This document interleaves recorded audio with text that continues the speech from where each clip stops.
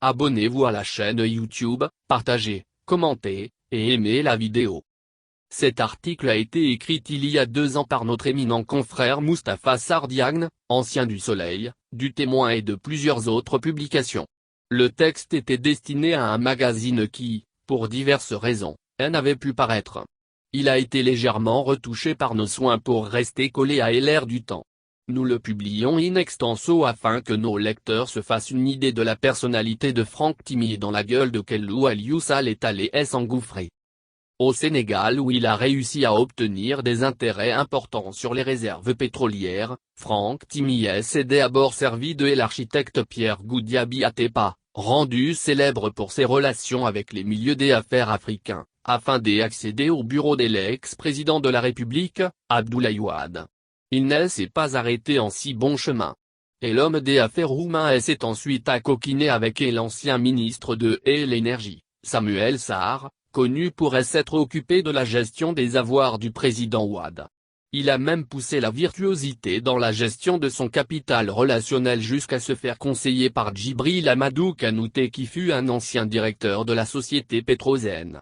Si aujourd'hui il a réussi à créer dans ce pays une filiale de sa société Petrotim Limited du nom de Petrotim Sénégal, le requin des mers du Sud le doit essentiellement au frère de l'actuel président du Sénégal, Aliou Sall. Et l'anecdote officielle veut que les deux hommes se soient connus et aient tissé des relations d'amitié et d'affaires en Chine au moment où le frère du président de la République était en poste à l'ambassade du Sénégal à Pékin. La Chine, bien entendu, est le pays de tous les possibles et il est bien possible que l'anecdote soit vraie. Toutefois, aujourd'hui, ce qui est à noter est qu'Aliou Sall, le frère du président de la République, accusé par l'ancien président de la République Abdoulaye Wade d'être actionnaire à 30% de Petrotim Sénégal, a tout nié en bloc. Il rétorque qu'il n'est qu'un simple administrateur de cette société.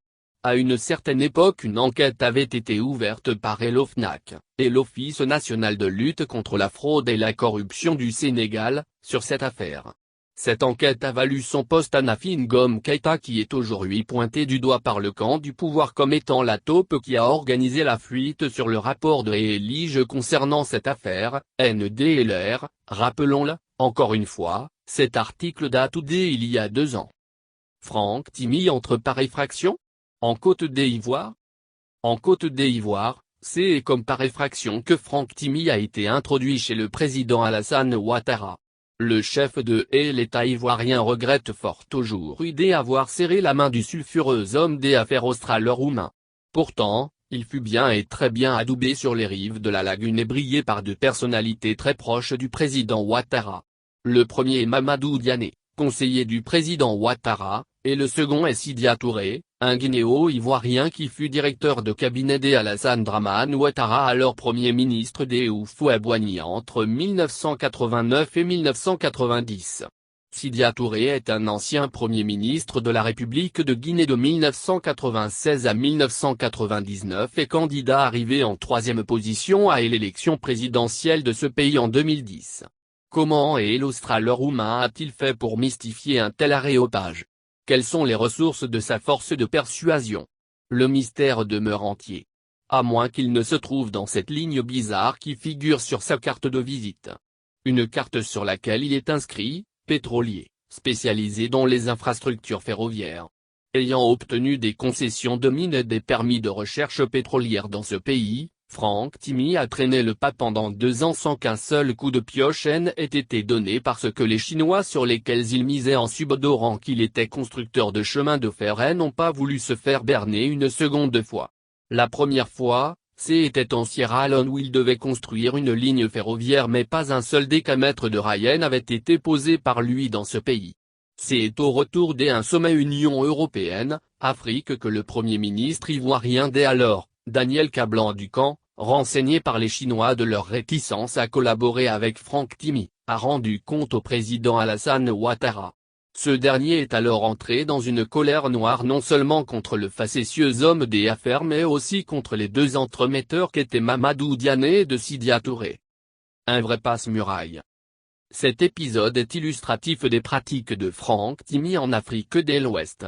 Franck Timis est un homme qui nage entre plusieurs eaux. Un vrai passe-muraille. Il passe sans coup férir du monde select de la finance de la city londonienne à l'exploitation minière dans les forêts exubérantes de la Sierra Leone ou dans la savane burkinabé pour ensuite plonger dans les eaux profondes de la recherche pétrolière dans les côtes sénégalaises, guinéennes et ivoiriennes. Dans les capitales africaines, il est reçu en grande pompe. Les politiques, trop pressés de faire des affaires douteuses, voient en lui l'homme providentiel. Celui qui va apporter les capitaux nécessaires à la réalisation des infrastructures mais indispensables aux douteuses négociations dont sont friands certains dirigeants africains. Franck Timis sait faire actionner les jetons clinquants et trébuchants. Il ouvre les portes les plus étanches avec cette clé magique. Dès qu'il débarque un de ses deux jets privés, des bombardiers Challenger 604, les autorités lui déroulent le tapis rouge avec un enthousiasme immodéré.